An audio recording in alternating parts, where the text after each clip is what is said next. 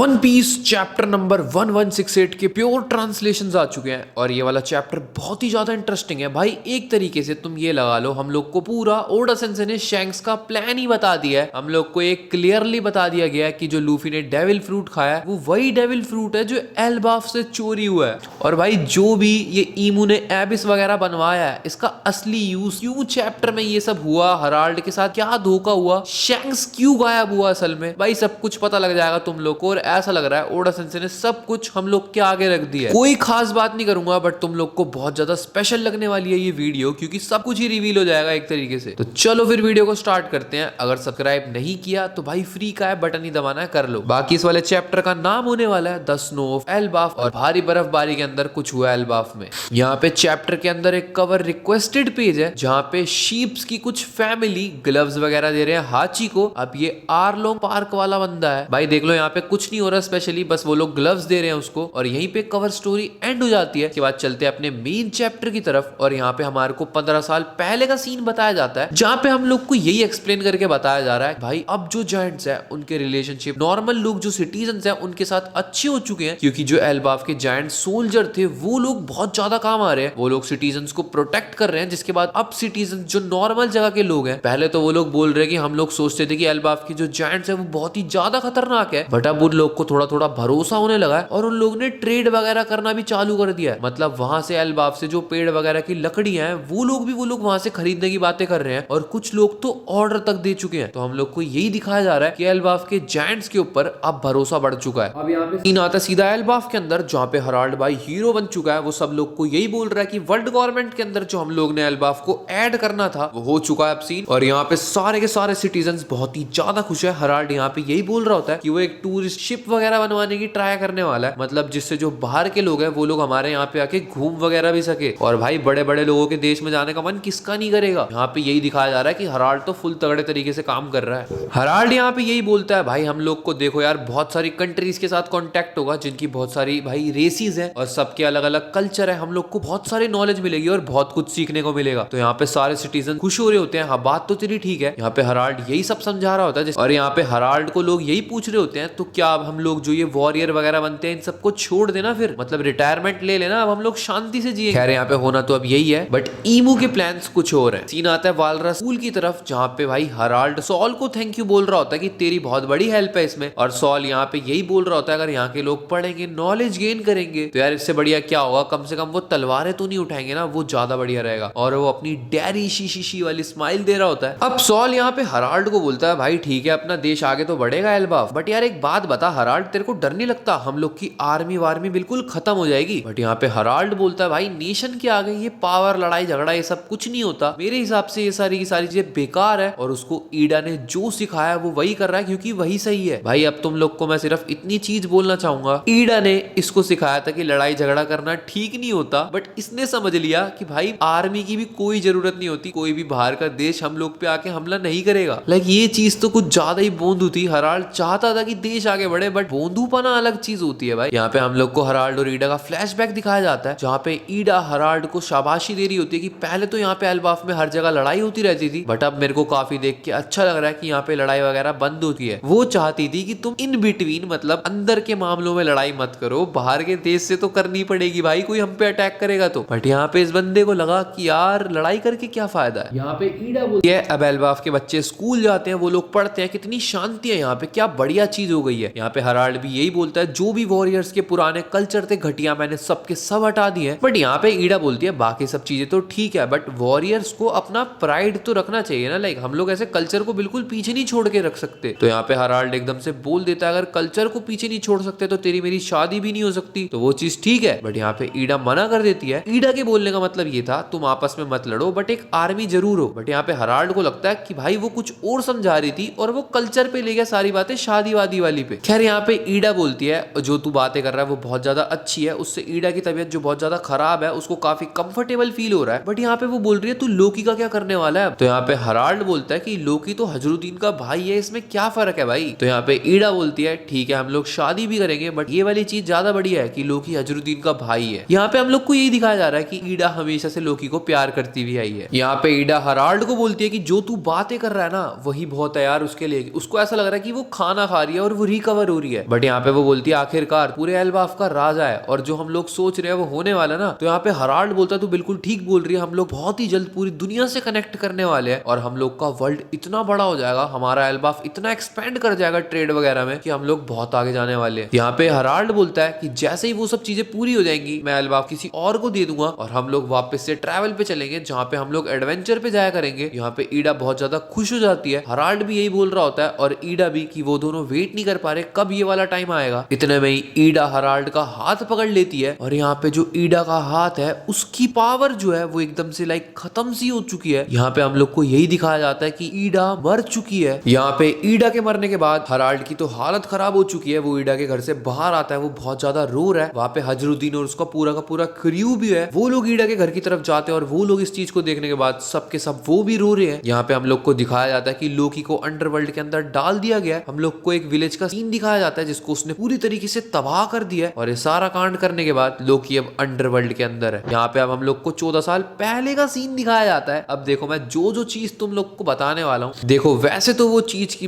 वो सब का सब प्रेडिक्ट करना अब तुम लोग के लिए भी बहुत ही ज्यादा इजी है। बट तुम लोग ये लगा लो कि ओडा सेंसे क्लियरली किसी भी चीज को हम लोग को दिखाते नहीं थे, बट अब उन्होंने ऐसा क्लियरली शो कर दिया है। लाइक देखो 14 साल पहले हम लोग को यहाँ पे मैरी जुआ का सीन दिखाया जाएगा जहाँ पे हराल्ड को एक गॉड नाइट बनाया गया। अब वहाँ पे बनाना था शैंक्स को, बट शैंक्स वहां से गायब हो गया। शैंक्स गया कहाँ? सबसे पहला क्वेश्चन तो शैंक्स गया एल्बाफ के अंदर। अब ऐसा क्यों हुआ? क्योंकि ईमू और हराल्ड आगे जाके ट्रेड करने वाले हैं। ईमू हराल्ड को ऑर्डर देने वाला है कि एल्बाफ के अंदर एक पेंटाग्राम या एबिस जो भी होता है जिससे ये लोग टेलीपोर्ट होते हैं वो बना। और वो ईमू को क्यों चाहिए? क्योंकि जो एल्बाफ का डेविल फ्रूट है वो ही निका वाला डेविल फ्रूट है जो कि वर्ल्ड गवर्नमेंट वालों के लिए बहुत ही तगड़ा खतरा है। आखिरकार उसकी फटी किससे है? जॉय बॉय निका इन सब चीजों से ही तो फटती है उसकी। तो यहाँ पे इसलिए उसको डेविल फ्रूट चाहिए और यहाँ पे क्योंकि डेविल फ्रूट एल्बाफ के अंदर है तो वो लोग अपना रास्ता बना रहे हैं। यहाँ पे शैंक्स जो है वो क्या करेगा? शैंक्स यहाँ पे इसलिए गायब हुआ है क्योंकि वो इनका प्लान समझ चुका है। एक तो वो हॉली नाइट बन गया अगर तो वो ईमू का कुत्ता बन जाएगा और चोमू का कुत्ता बनने से बढ़िया है कि भाई कुछ बढ़िया करो। तो इसीलिए शैंक्स जो भी इंफॉर्मेशन लेनी थी वो सब वो ले चुका है, वो यहाँ से निकल चुका है। वो अब एल्बाफ का डेविल फ्रूट चुराने गया। यहाँ पे वर्ल्ड गवर्नमेंट वाले आएंगे, वो लोग डेविल फ्रूट को चुराएंगे, बट वहां पे शैंक्स बाजी मार जाएगा। शैंक्स यहाँ पे डेविल फ्रूट लेके चला जाएगा, वो खा जाएगा लूफी और शैंक्स बहुत ही आसानी से अपने हाथ को कटवा देगा कि जो काम होना था वो अब हो चुका है। वो डेविल फ्रूट जिसने खाना था वो खा चुका है।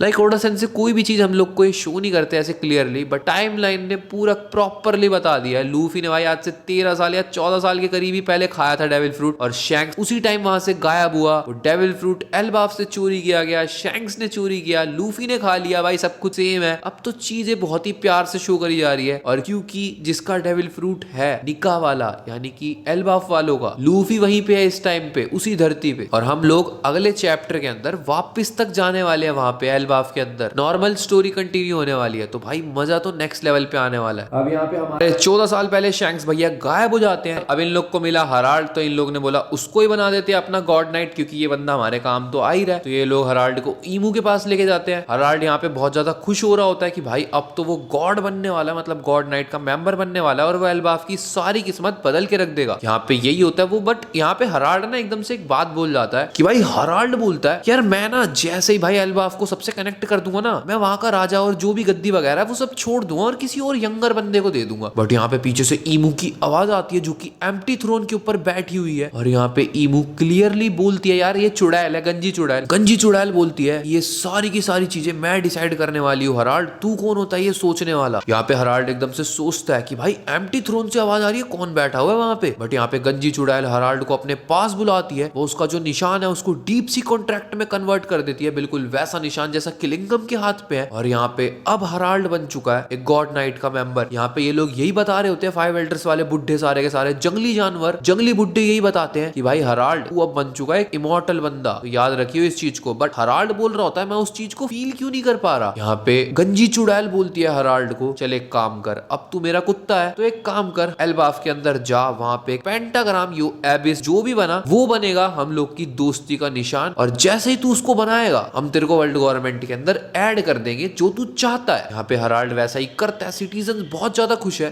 और हराल्ड ने अपना प्रॉमिस फाइनली पूरा कर दिया है। सिंपल सा प्लान है, हराल्ड को मारो, डेविल फ्रूट चुराओ, फिर शैंक काम करके चला जाएगा भाई इनका सारा का सारा। अब यहाँ पे बहुत ही ज्यादा इंटरेस्टिंग चीज, यहाँ पे ईमू हराल्ड को बोलता है कि तू पूरे एल्बाफ को एक मिलिट्री नेशन बना जो कि वर्ल्ड गवर्नमेंट के काम आए। बट यहाँ पे हराल्ड क्लियरली मना कर देता है, नहीं भाई ऐसा कुछ नहीं होने वाला, क्योंकि मैंने तो उन लोग को वो चीज से फ्री करने के लिए ये सब करा है, तुम लोग की बात मान के मैं कैसे कर दूं भाई। हराल्ड बोलता है ये चीज को। बट यहाँ पे सारे के सारे एल्डर्स एकदम से वो हो जाते हैं कि भाई ये ईमू से ऐसे बात कर रहा है, गंजी चुड़ैल से सर खोल देगी इसका भाई। यहाँ पे जिसके बाद हराल्ड बोलता है, देखो यार तुम लोग जो मर्जी बोलो, तुम्हारी जो गुलामी का कॉन्ट्रैक्ट है वो सिर्फ मेरे तक था, तुम लोग एल्बाफ के सारे सिटीजन्स पे कहां जा रहे हो। बट यहाँ पे ईमू बोलता है कि जो मैंने तेरे को पावर और इमोर्टैलिटी दी है उसके बदले में तेरे को मेरे सारे ऑर्डर्स मानने पड़ेंगे, और ये जो भी डेविल्स का रूल होता है, या फिर तुमने अगर किसी ने छोटा भीम देखा हो, मैंने थोड़ा बहुत देखा है, तो उसमें जो किरमाड़ा होता है वो जाके शक्तियां मांगता है और उसके बदले में किरमाड़ा को भी अपनी सोल देनी पड़ती है। तो यहाँ पे शायद से यही कंसेप्ट है, हराल्ड को अपनी सोल देनी पड़ी है जिसके बदले में उसको पावर्स मिली है। भाई ये गंजी चुड़ैल बहुत ही खतरनाक चीज है। अब तो पूरी चीजें क्लियर हो रही है, इसके ऊपर तो प्रॉपरली थ्योरी बन सकती है। लाइक क्रेजी है भाई, पूरी वन पीस ही रिवील हो रही है, जॉय बॉय के टाइम का सब एंशिएंट हिस्ट्री सब रिवील हो रही है। ऐसा लग रहा है यार जो पुराने 20 किंगडम थे जो कि जॉय बॉय को धोखा दे गए, इसने उनके साथ भी ऐसा ही किया होगा, जिस मर्जी को तो कॉन्ट्रैक्ट में ले लेता है ये। भाई गंजी चुड़ैल कोई तो खतरनाक ही चीज है यार। मैं तुम्हें सच बोलूं, मेरे दिमाग के अंदर ना ऐसे सब कुछ, मैं तुम लोग को अभी क्लियरली ऐसे बहुत ज्यादा बोल के बता नहीं सकता, बट ऐसा लग रहा है सब कुछ पता लग गया मेरे को तो भाई, कि एंशिएंट हिस्ट्री में क्या हुआ, जॉय बॉय को कैसे धोखा मिला। मैं वैसे बोलना तो नहीं चाहता, बट अब तो मेरे को अंदर से फील आ रहा है भाई कि वन पीस अपने एंड की तरफ जा रहा है। एंड आई गेस एल्बाफ भाई बहुत बड़ा आर्क नहीं होने वाला, अब हम लोग जा रहे हैं भाई एंड की तरफ। अब हम ये सारी चीजें बोल सकते हैं क्योंकि गॉड वैली क्लियर हो गया, एंशिएंट हिस्ट्री के बारे में पता लग रहा है, जॉय बॉय, निका, एल्बाफ सब कुछ रिवील हो रहा है यार। यहाँ पे हराल्ड ट्राई करता है कि वो ईमू की बात को ना माने, बट उसकी बॉडी काम नहीं कर रही, और हराल्ड भी अब इस चीज को समझ चुका है। हराल्ड खुद बोल रहा है, ईमू तूने ये गलत किया भाई, तूने क्या करा। अब उसकी बॉडी काम नहीं कर रही, वो यही बोल रहा है कि ये तो अब मेरे से सब कुछ करवा के रहेगा। और शायद से अब हराल्ड को रियलाइज होगा कि रॉक्स बिल्कुल ठीक बोल रहा था, ये लोग तेरे किसी काम की नहीं है। यहाँ पे अब हराल्ड को समझ में आ रहा है, क्योंकि उसकी बॉडी काम ही नहीं कर रही, वो सब कुछ ईमू के कंट्रोल में जा चुका है। भाई ये चैप्टर भाई कितना क्रेजी है, लाइक मैं तुम लोग को बता नहीं सकता यार। वैसे तो ये बहुत नॉर्मल चैप्टर है, बट क्या क्या रिवील है भाई ये। हराल्ड के ऊपर ईमू अपना कंट्रोल ले रहा है। हराल्ड फटाफट से अपने सारे गार्ड्स को इन्फॉर्म करता है, भाई देखो वो लोग मेरे पे कंट्रोल ले रहे हैं, फटाफट जाओ किसी को बुला के लाओ, जारुल वगैरह को। यहाँ पे सारे के सारे गार्ड घबरा जाते हैं, हुआ क्या है। हराल्ड यहाँ पे इन सबको ऑर्डर देता है, मेरे को चैनों से बांध दो क्योंकि मैं थोड़ी देर में अपने कंट्रोल में नहीं रहने वाला। यहाँ पे गार्ड्स एकदम से घबरा जाते हैं, वो लोग बोलते हैं चलो हम जारुल को ही बुला देते हैं, क्योंकि भाई हजरुद्दीन तो सी के ऊपर गया हुआ है। ये लोग बोलते हैं कि लोकी तो अंडरवर्ल्ड के अंदर है। हराल्ड बोलता है मैं अपनी पावर्स को कंट्रोल नहीं कर पा रहा, ईमू मेरे पे पूरा कंट्रोल ले लेगा, लोकी को खोलो, कुछ भी करो, फटाफट जारुल को बुलाओ, मेरे को उनको कुछ फॉर्म करना है। अब यहाँ पे हम लोग को अंडरवर्ल्ड की भाई जेल का सीन दिखाया जाता है। लोकी को छोड़ दिया इन लोगों ने। लोकी बोल रहा भाई मेरे को क्यों छोड़ दिया, बट यहाँ पे गार्ड बोलते हैं फटाफट जा, कासल के अंदर तेरे को राजा बुला रहे हैं। सेम जारुल के साथ करते हैं। जारुल को कुछ समझ में नहीं आता, वो बोलता है भाई क्या हो गया, राजा क्यों बुला रहे हैं, एकदम असल में इतनी। बट यहाँ पे इसी के बाद सीन कट जाता है। नरेटर हम लोग को यही एक्सप्लेन करता है कि जो लोकी हम लोग को स्टोरी बताने वाला था, जो 3 मिनट की स्टोरी थी, वो यही थी। और यहाँ पे नरेटर यही बोलता है कि अब हम लोग मेन स्टोरी के ऊपर वापस आने वाले हैं। यहाँ पे हम लोग को लोकी यही बता रहा होता है, और यहाँ पे हम लोग को यही बताया जाता है उस दिन। अब देखो सब कुछ सेम हुआ, उसके ऊपर कंट्रोल ले लिया,